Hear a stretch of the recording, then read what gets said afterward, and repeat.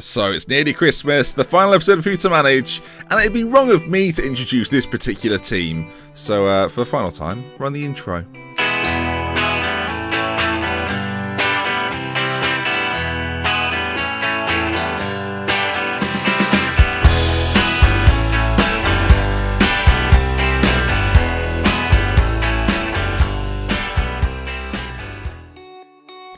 That's right, Salford City. I did a save with them in 2016, and it sort of ends the year and ends the series. Salford City then have been on the rise for a couple of years now. Ever since they were taken over by Peter Lim in the class of 92, they've found success. Can you help guide the team into league football and beyond? Right then, let's look. Are you able to continue the rise? Is everything moving a little bit too quickly? Is the team really good enough? And can you handle the pressure of being under the leadership of the class of 92? Last season they were promoted. The expectation is a top half finish. Now, let's look at the key players. Interestingly, the first two players, I don't actually think are with the club anymore, but on the game they are. Richie Wellens then, the commander-in-chief in the centre, will be pivotal this season if you're to get promoted. You then go Worley next to him, the centre-back. The reason I've called him the difference, he's a cut above every other defender you've actually got, although Salford actually released him in October. Jay Lynch in goal will be key to any clean sheet records you hold, and John Johnston, the young buck on the right-hand side. The team have one or two outstanding talents, but the majority of the squad needs improving as the rise does indeed continue. Let's take a look then at the money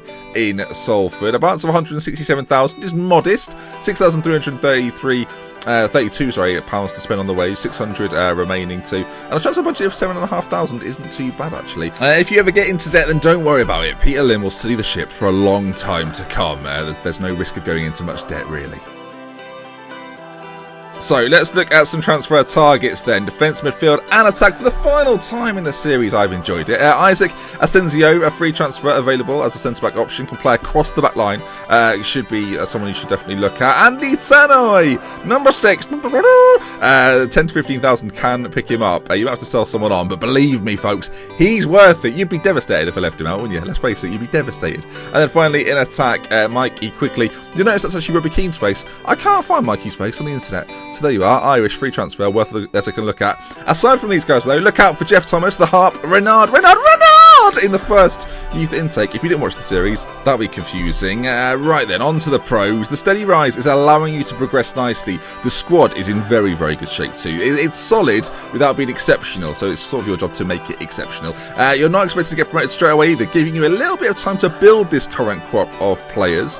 The league experience of Stephen O'Halloran and James Paul will pull you through tricky games. Both have played in league competition. Danny Webber also available to be signed on as a coach, as a former Salford player. He's more than willing. The squad has gone through a couple of years of regeneration, and you'll need to finish off the job this year. Andy Tannoy, bye. Okay, cons. I'm glad to see the back of them. That's how I feel about it. A third of the squad aren't really good enough, but still have the same wages as the better players. You've got a solid sort of 2/3 of the squad's decent. Final third, not so good. Your ability has come 10th, which does suggest you could get pinned down in this league for a little while. If you're struggling to get out, it could become a bit of a slog. Richie Wellens, is your best player. The problem is, though, he's 36, and you really do rely on him in the centre, unless you're Bandy Tannoy. While John Johnson is your hot prospect, he's still quite raw. Giving him games to develop could be a problem. It will make you slightly weaker.